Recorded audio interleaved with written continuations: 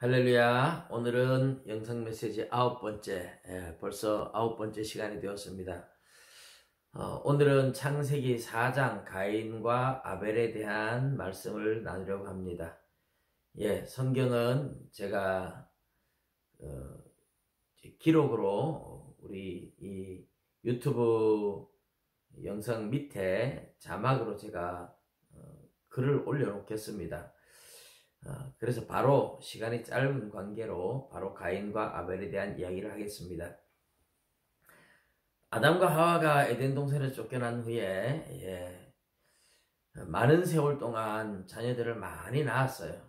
900살이 넘게 살면서 많은 자녀들을 낳았지만 그 모든 자녀들의 이름을 다 기록할 수가 없고 또 다 기록한다면 감당도 안 되겠죠. 구속사에 꼭 필요한 하나님께서 우리에게 말씀하시고 싶은 내용들만 기록하도록 했기 때문에 가인과 아벨 그리고 셋 이렇게 세 명의 이름이 이제 아담의 자손으로서 나오죠. 가인을 낳고 나서 여호와로 말미암아 득남하였다 아들을 얻었다 하고 가인이라고 이름을 주었습니다. 가인은 아마 굉장히 건강해 보이고 잘생겨 보이고 좋았던 것 같아요. 그리고 이제 아벨을 낳았는데 아벨은 허무 이런 뜻을 가지고 있다 그러죠. 공허 이런 뜻을 가지고 있다 그러죠.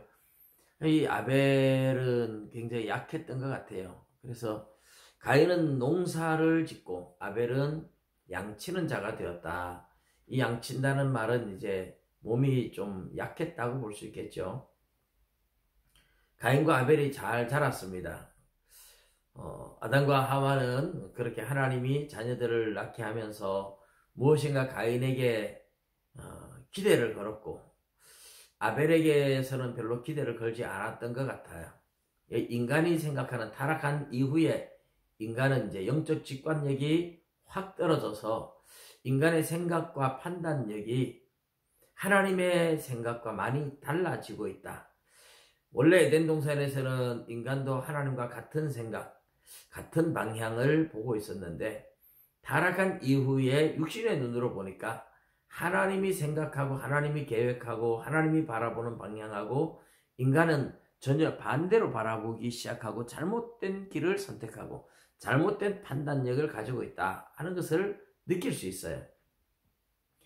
그래서 이 가인이 나중에 제사를 드리는데 땅에 소산을 가지고 제사를 드리고 그리고 아벨은 양의 첫 새끼와 그 기름으로 드렸다 이렇게 나오죠. 곡식으로 제사를 드리지 못하는 건 아니죠. 이후대에 이제 모세를 통해서 하나님이 제사를 드릴 때 소제라는 곡식 제사가 있습니다. 그러나 소제는 단독으로 드려지질 않습니다. 피의 제사, 피 없이 제사를 드릴 수 없고 피 제사를 드릴 때에 거기에다가 소제를 같이 드리는 법이에요.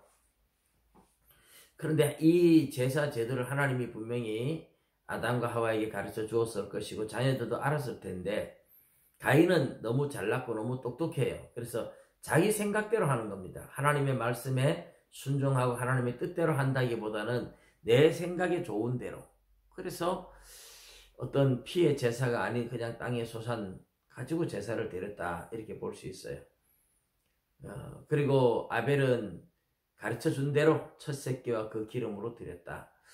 우리는 이제 여기서 아직 제사 제도에 대해서 성경에서 구체적으로 이야기하지 않지만 후대에 이제 모세를 통해서 하나님이 주신 제사 제도와 빗대어 보면 우리가 그렇게 유추할 수 있다 하는 것이죠.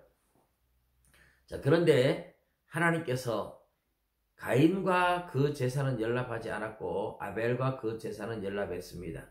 여기서 이제 가인의 제사를 연락하지 않은 것은 가인과 하는 말이 들어있죠. 가인 자체가 하나님 앞에 바르지 않았기 때문에 가인도 가인의 제사도 받을 수 없었다. 단순히 재물의 문제만이 아니라 그렇게 재물을 드리는 그 사람 자체가 생각이 벌써 잘못되었다는 뜻이겠죠. 그리고 아벨과 그의 제사는 하나님이 기쁘게 받으셨는데 연락한다 이렇게 말을 쓰는데 열자는 기쁠 열자고 납자는 이제 받는다는 뜻이에요. 기쁘게 받는다 이런 것이 이제 연락한다. 그래서 기쁘게 연락하시고 이렇게 말하면 안 되고 그냥 연락하신다 이러면 기쁘게 받으신다 이런 뜻이 되는 겁니다. 자, 그런데 하나님이 가인의 제사를 받지 않고 아벨의 제사를 받으니까 가인이 화를 내죠. 안색이 막 변해요. 그래서 하나님께서 네가 안색이 변하면 어쩌민가 그러면서 선을 행하면 어찌 낯을 들지 못하겠느냐. 그럼 뭔가 선을 행하지 않고 악을 행하는 하나님이 가인을 받지 않았다는 것, 그 제사와 더불어 가인과 제사를 받지 않았다는 것, 가인이 선을 행하지 않았다는 거죠. 가인이 악을 행하였다는 거죠. 타락한 인간은 가만히 두면 저절로 악으로 기울어집니다. 그래서 이렇게 말씀을 하죠. 선을 행하지 아니하면 죄가 문에 엎드리느니라. 하나님이 가인에게 이렇게 말씀을 하세요. 죄가 문에 엎드린다는 말은 사람이 들어가고 나가고 출입할 때 문에 죄가 엎드려 있으니까 발에 계속 죄가 묻어나요. 생활 속에 계속 죄가 묻어난다는 거죠. 여러분, 죄에 계속 끌려다니지 않고 죄가 삶에 계속 묻어나지 않으려면 선을 행해야 됩니다. 우리 하나님께서 선을 행하지 아니하면 죄가 문에 엎드린다 이랬잖아요. 적극적으로 내가 선한 삶을 살아가야 죄를 이길 수 있다는 뜻입니다. 적극적인 선을 행하지 않고 나는 남에게 해를 끼치지 않고 손해보기도 싫고 그냥 나는 나대로 살 거야. 그 자체가 이미 사실은 죄입니다.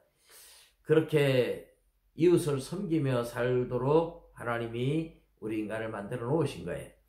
그래서 내 혼자 살겠다는 그런 자체가 뭐냐 하면 이기적인 정신이에요. 그 자체가 하나님의 뜻과 맞지도 않아요. 그래서 우리는 적극적으로 선을 행하는 삶을 살아야 됩니다. 적극적으로 선을 행할 때 죄를 이길 수가 있습니다. 그런데 가인은 그렇지 못했다. 그리고 이제 가인이 들에 있을 때에 아벨을 돌로 쳐서 죽였습니다.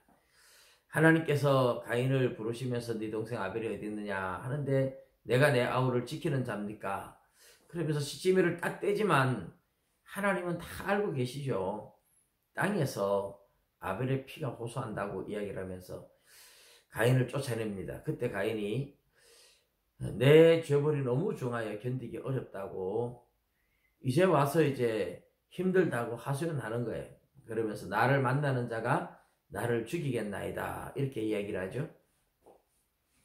나를 만나는 자가 누굴까? 그리고 왜 그 사람들이 죽이려고 할까? 이건 그렇게 어려운 문제는 아닙니다. 아담과 하와가 많은 자녀들을 낳았고 그 많은 자녀들 다 형제들이죠. 그런데 가인이 아벨을 죽였다는 것을 다른 형제들이 아니까 그리고 평소에도 가인은 선하지 못하죠. 악한 아들이라는 걸 다 알아요. 그러니까 악한 아들이 선한 동생을 죽였기 때문에 다른 형제들이 가인에 대해서 분노할 수 있다는 것을 알고 있는 겁니다.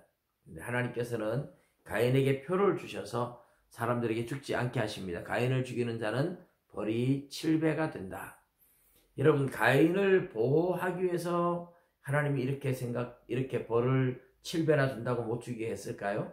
가인을 위해서, 물론 그런 면도 전혀 없지는 않습니다. 그러나 더 중요한 것은요, 가인을 죽이는 사람은 가인보다 더 악한 자가 됩니다. 여러분, 하나님이 악으로 악을 이기지 말고 선으로 악을 이기라 할 때 악으로 악을 이긴다면 내가 그 악보다 더 악한 자가 되어야만 이기는 거잖아요. 우리가 권투를 할 때 우리가 누구를 이긴다는 것은 그 사람보다 내가 더 강하기 때문에 이기는 것이죠. 육체도 더 강한 자가 이기듯이 악을 악으로 이긴다는 것은 내가 더 악하다는 뜻입니다.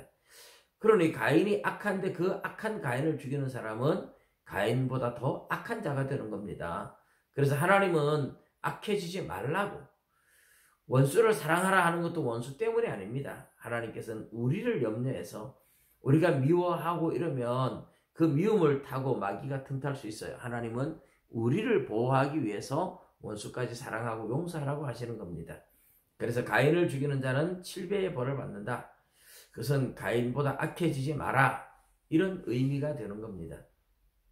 어쨌든 가인은 영원히 추방당하고 멀리 놋 땅에 가서 삽니다. 놋 땅이라는 말 자체가 유리한다, 방황한다, 늘 불안하고 초조하는 거죠.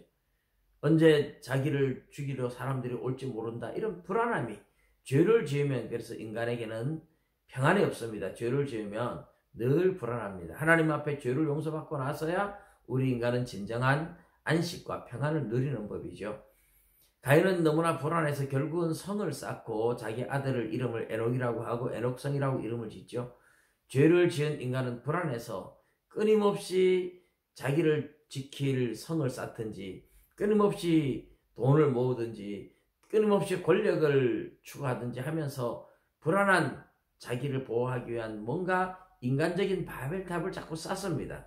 그러나 여러분, 하나님의 백성은 어때요? 성도 없고 울타리도 없고 문도 없고 문빗장이 없이도 평안히 가는 백성이라고 에스겔서에 보면 그렇게 이야기를 하죠. 사랑하는 성도 여러분, 예수님 안에서 진정한 평안을 누리시기를 주님의 이름으로 축복합니다. 감사합니다.